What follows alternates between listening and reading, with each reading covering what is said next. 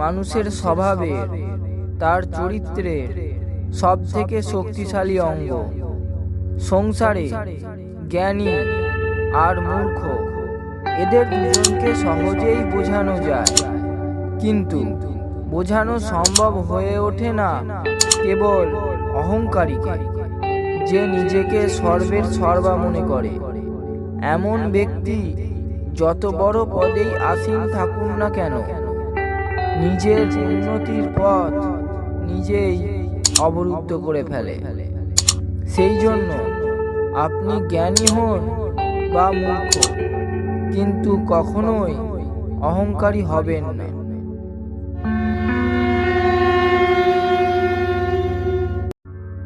নিজের শক্তি, নিজের পদ আর নিজের অস্তিত্বের অহংকারে মত্ত হয়ে মানুষ কেন, দেবতারাও দুর্বলদের অপমান করে বসে।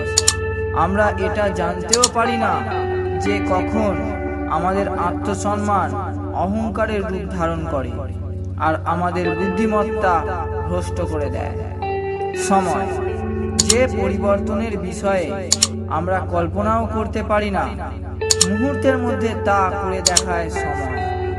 যে শক্তি হারানোর বিষয়ে আমরা ধারণাও করতে পারি না, মুহূর্তের মধ্যে তা ছিনিয়ে নেয় সময়।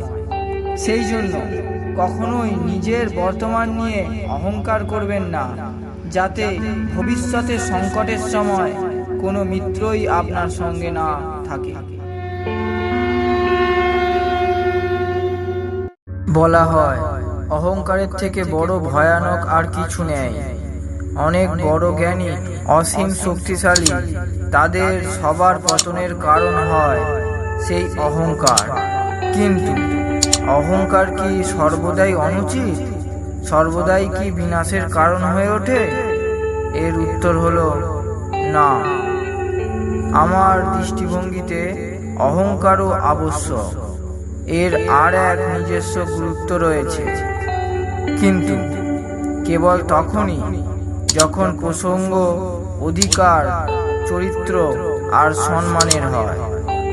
যখন এই তিনটির দিকে প্রশ্নচিহ্ন ওঠে, তা হলো অহংকারের চিন্তা অনুচিত নয়।